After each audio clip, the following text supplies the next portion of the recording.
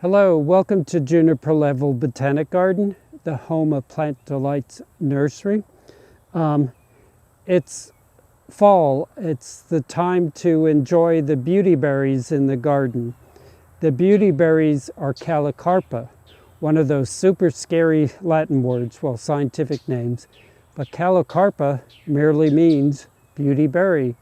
Carpa is fruit, and Callas means beautiful, as in calla lilies or so many other things, calycanthus, beautiful flower, etc.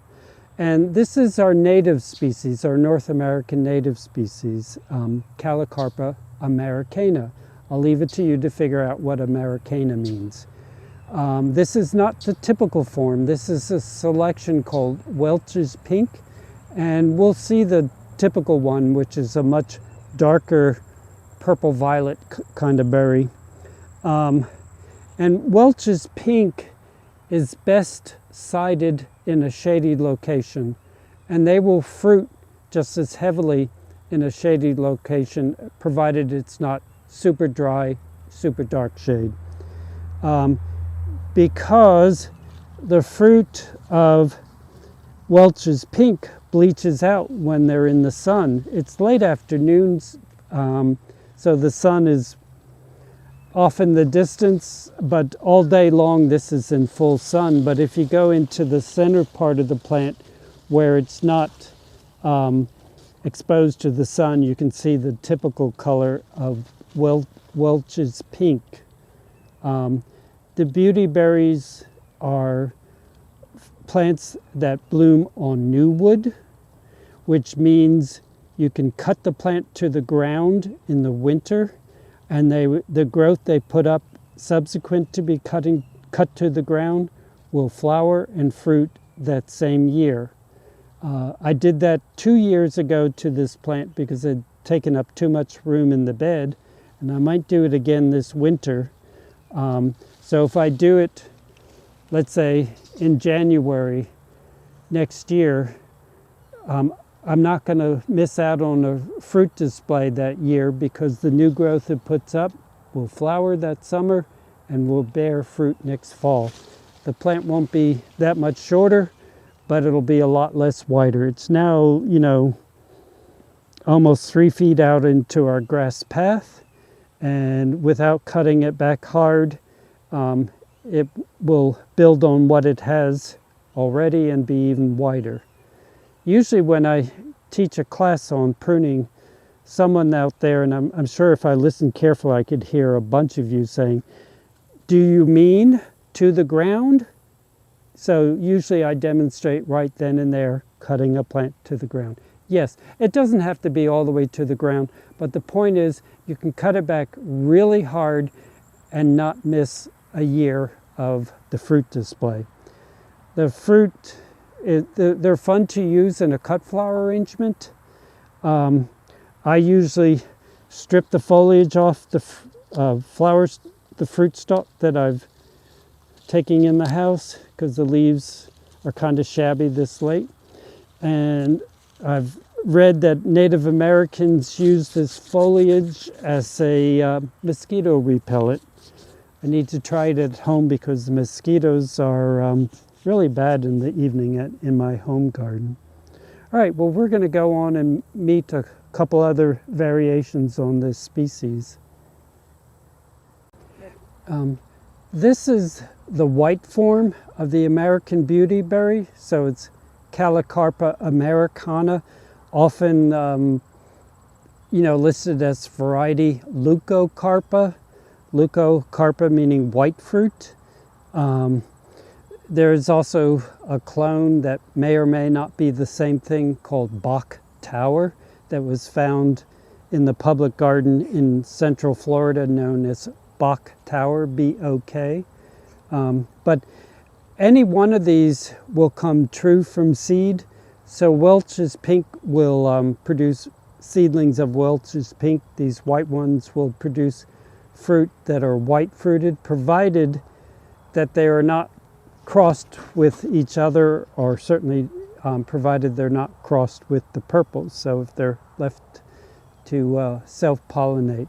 And I think the birds must already be eating some of the fruit, because these are the little stem that had supported the fruit, and the fruit is now gone. And so some years the birds will eat the berries fairly quickly, and so the fruit display won't last as long as you might hope.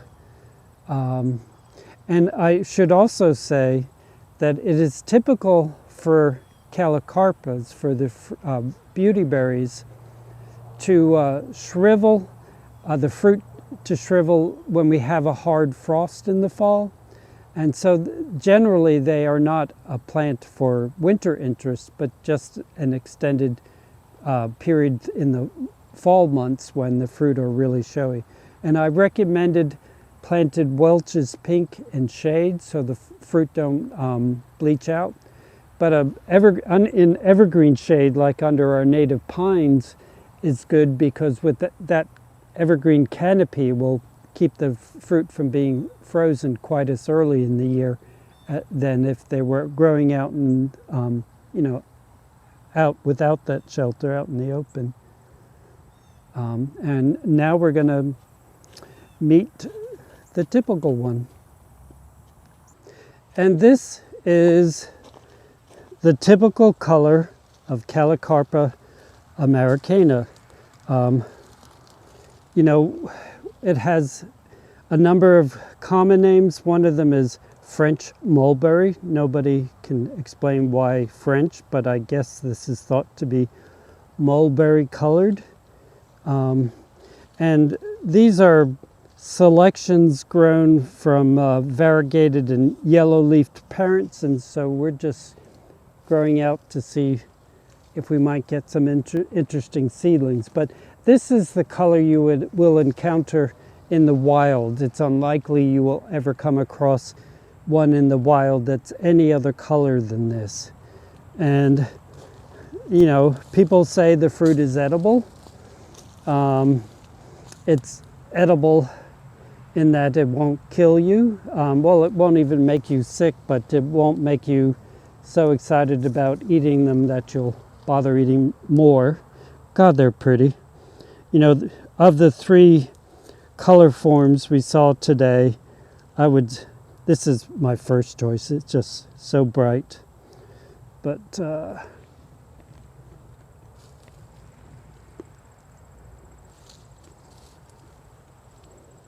I don't know. It's not horrendous. It's not delicious. It's not anything so bad that I feel a need to spit it out, but I certainly don't feel a need to snack on it. Now, an interesting thing about Callicarpa, and it's typical of a bunch of genera, we have only one species of Callicarpa native to North America. Well, North America's includes Mexico as well. And there is a second species in Mexico called, Callicarpa. The name slips me right now. And it looks very much like this, but the fruit are much darker, sort of a black purple. But Asia, in the flora of China, there's about 30 species. And there are many examples where the same genus occurs in both North America and in Asia. And we'll have one or a very limited number in any one genus. And in that same genus in Asia, they'll have, many tens of species. Well, the reason is, most of you probably don't remember the last ice age. The ice age glaciated much of North America. It eliminated a lot of native species. But that same ice age did not affect Asia. And so, before the ice age, our flora was probably more comparable to Asia as far as diversity, but so many species were wiped out by the last period of glaciation in North America that we have a few remnant species, whereas Asia still has, a large number of them. probably more than you wanted to know about Callicarpa. Maybe we'll meet some of the Asian species sometime. Thank you for your time, and I hope to see you again in the garden.